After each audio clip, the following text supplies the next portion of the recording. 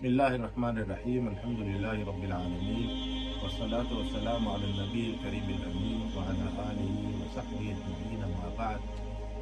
रमज़ान का महीना रूहानी इर्तिक़ा का महीना है। तो रमज़ान का महीना शुरू से आखिर तक ऐसी सरगर्मियों पर और ऐसे मामूलात पर मुश्तमिल है जिसके नतीजे में रूह को क़ुव्वत हासिल होती है। आदमी सुबह में सहरी खाता है, सहरी खाने के नतीजे में उसके जिस्म को क़ुव्वत मिलती है। फिर दिन भर वो भूखा प्यासा रहकर इबादतों में मसरूफ़ रहता है। तो इस पूरे अरसे में सुबह से लेकर शाम तक उसकी रूह को उसके सेहतमंद जिस्म पर गलबा हासिल रहता है। और शाम को जब जिस्म बहुत कमज़ोर हो जाता है तो फिर वो दोबारा इफ्तार करके अपने जिस्म को क़ुव्वत पहुँचाता है और फिर एक ताकतवर तवाना जिस्म के साथ फिर वो इबादतों का दोबारा आगाज़ करता है और फिर रात के बड़े हिस्से तक वो इबादत करता है।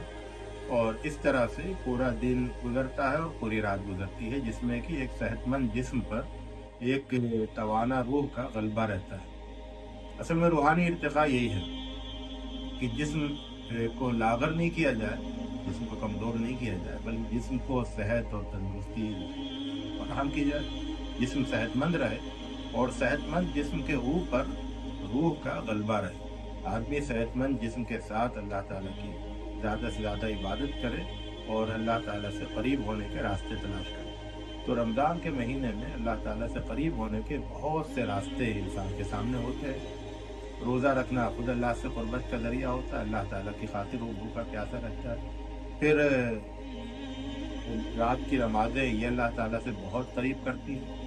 और फिर इस दौरान जो वो इन्फाक करता है, अल्लाह के रास्ते में ख़र्च करता है, तो ये इन्फाक भी अल्लाह ताला से उसको करीब करता है। ज़िक्र, दुआ, तिलावत, कुरान मजीद में तदब्बुर, ये सब भी उसको अल्लाह ताला से करीब करते हैं। तो ये सब रूहानी इर्तिक़ा के रास्ते हैं, रूहानी इर्तिक़ा की सरगर्मियाँ हैं। तो गोया कि रमज़ान के पूरे महीने में आदमी की तवज्जो वो मादे से हट कर और नफसानी ज़रूरतों और नफसानी ख्वाहिशात से हट कर उसकी तवज्जो पूरी मरकूज़ हो जाती है रूहानी इर्तिक़ा, रूहानी क़ुव्वत, रूहानी मसर्रत और रूहानी तहारत पर।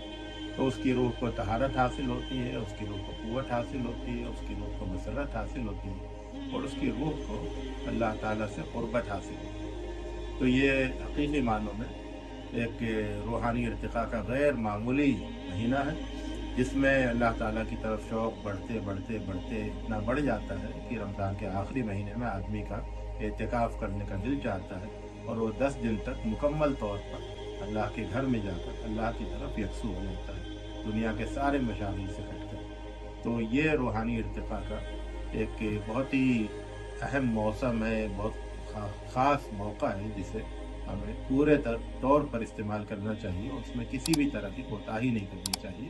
अल्लाह ताला हमें इसकी तौफ़ीक़ दे। व आखिर दावाना अल्हम्दुलिल्लाहि रब्बिल आलमीन।